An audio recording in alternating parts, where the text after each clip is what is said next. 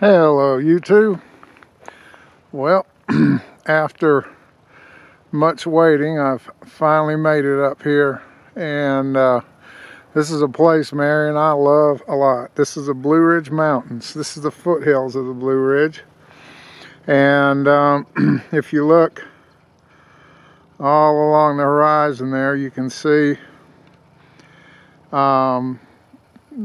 one side of the one of the ridges that runs up through here. There's a lot of them. I'm on another ridge right now, and there's a valley down there, and you can probably see there's some buildings, and that's the city of Blue Ridge. We have often talked about retiring, and or when we retired we moved there, and we still may. It's just a tiny little town, really nice people, and we really love it. But we learned quickly we didn't actually want to live in the mountains. We wanted to live where we could see the mountains. We went and looked at some homes, and oh my God, you talk about a mess to get in and out of. The first night we got here, we got snow, and I've got a very short video that I shot. One of the people on my Facebook happens to be a meteorologist for one of the local channels, Karen Minton, and I just shot a quick video for her of the snow. It's gone now, as you can see, but we actually have more snow predicted, and even snow for Atlanta on Monday night. We're going to go back home on Monday. By the time you see this, we'll already be back. So just very unusual winter for us here in Atlanta. Mostly we get cool weather, but not cold. There have been winters where I rode my motorcycle to work when I was working all year long. It never got cold enough not to ride. This year, for sure, that hasn't been the case. It's been a very cold winter, and we're going to test a theory that I often hear from people, which is that if you have a really cold winter, it cuts back on the bugs and the snakes and everything else. So we'll see if that's true or not. One of the reasons I like to come up here in the wintertime is just exactly that. There's the bugs and snakes, everything's in hibernation, so you don't have to put up mosquitoes. Rattlesnakes, copperheads, water moccasins, they're all hibernating for the most part, and it's much safer to go out in the woods this past year because the winter we had before this was so mild. They actually had a record number of copperheads. And they warned people to really be careful, that they were really aggressive. And so folks have had to be extremely careful about getting in the woods this summer. And there were more reported bites in hospitals in the first 2 months of the spring than there normally is by August. And I don't know what the final tally was, but it was quite a few. Definitely we'll see, because if cold weather will take them out, there shouldn't be near as many this year. But I'm going to do some videos. We rented a cabin, and I'll do some videos down by our cabin. For the money, it's probably the best cabin we've ever rented. Just phenomenal. We really, we generally like to go into Blue Ridge a lot, and the cabin was so nice this time, and with views like this, it's just pretty hard to pry us out of the cabin. We would much rather stay there. And I did some extensive knife work with the Forester XXXL. I said in my last video, I was talking about there being a specific time and place to use each knife. I brought a good cross section and selection of knives, a lot of bushcraft stuff, a couple of bigger ones, and some kitchen knives. And out of the whole mess, the kitchen knives and the the Forester XXXL are what got used the most, and the Forester has got a real workout. And in the next video, I'll show you what it did in some astoundingly hard wood. Man, if this didn't break it, I can tell you ain't nothing gonna break it ever. I went into the firewood they got there was, even though they had it covered, the firewood's outside, it's covered with tarps, it's still soaking wet, every bit of it. So my plan was to take the large chunks, which were quarter pieces basically, and break them down into much smaller chunks, bring them in, let them dry out with the more, more surface area. I figured it would dry more quickly inside the cabin, just so we could have a fire. And frankly, had it been a case of have to have a fire, survival type fire, I feel confident I could have got it going, but I also know for a fact it would have been a struggle. It wouldn't have been a walk in the park by any means.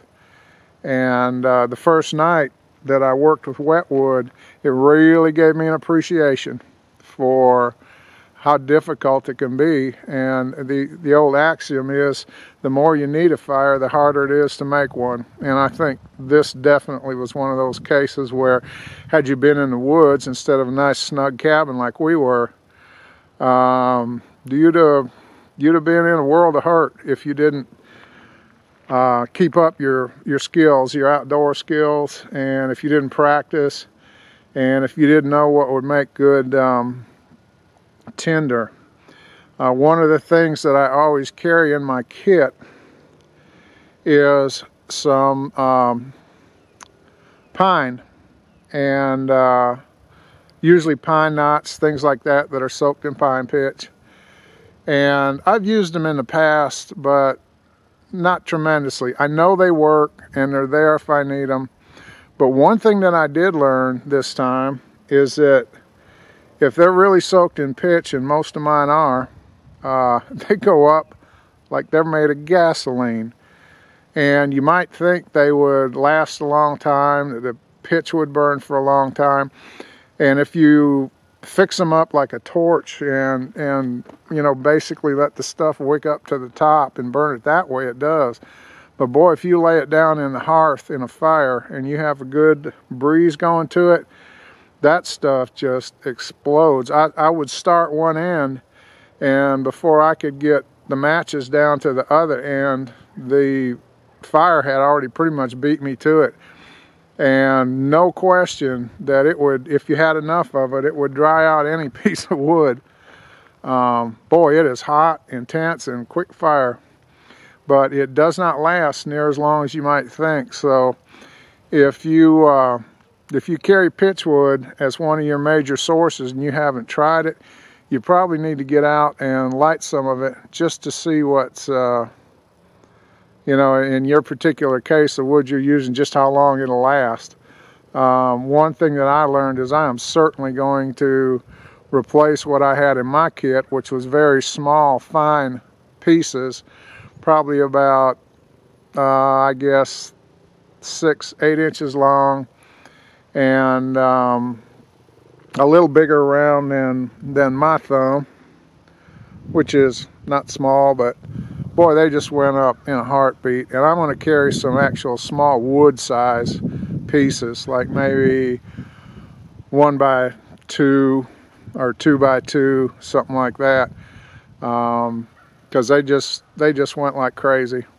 On the flip side of that, they went like crazy. So if you stick a match to it, that match is just barely there for a second and those things are going. So they really will take off, and you can scrape part of them off to form a powder and do some feather sticks on it, and they will really take off with minimal work. I think you can get them going with a fire steel. We're going to try that on video too, to see if we can start them with just a fire steel and nothing else. I always carry a fire steel. I have in my pocket always.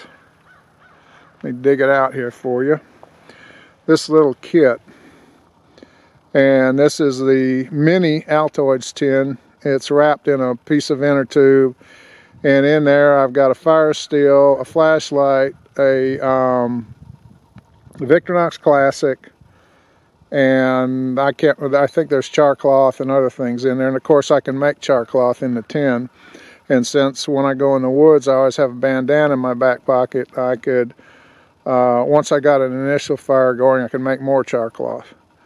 But that is, you can see how well carried it is. That was a brand new tin, and this is never out of my pocket when I put my clothes on in the morning, even in town. That's my last line of defense survival kit. That's what's always with me, along with whatever knife I'm carrying. One other quick thing, and then we'll shut this video down, is one of the knives that I tried as a bushcraft knife, if you will, is actually a kitchen knife, and it worked extremely well. And I'll try to show a little bit of that. And it works incredibly well as a kitchen knife, and that was CKC Knives, Kylie Harris, his little paring knife. And it just makes a superb little wood carving knife. It's just great for that. And if you're going to make feather sticks, I had two that really excelled, and that was one of them. And I tried Mora's. I tried this particular, and like I say, this is my favorite. I showed you guys this one in the last video, and that's a handmade one. The stamp on it is VK, and I can't remember the guy's name, but that's silver steel. And if you do a true flat grind on this, the silver steel will chip. Other people have reported that. I say the same thing. But I put an extremely small micro bevel on that. You can just, if you just see where that shiny line is, that's the micro bevel is about half of that. And the rest is just from stropping. But that took care of it. That's all it took. It didn't take much at all. And I've had this knife probably going on 4 years now, or 5, I can't remember which. And I used it a lot, and it's just superb. So let's go ahead and chop this off. And I'm up higher on the ridge right now. I'm going to go back down to where the cabin is, and we'll shoot some stuff actually using the Forester, and show you what that did in this, I mean, just gnarly red oak. I would go so far as to say I think there's a lot of knives that would have failed in what you're going to see me do, and I've done it for the last 4 days. Just no mercy whatsoever. And sometimes I even cringed when I did it, because I really don't want to break that knife. But like I said, I had complete faith in it before, and I have even more faith in it now. If I didn't break it on that, I don't think I'm going to break it on anything. So we'll shut this down, and I'll talk to you later, YouTube.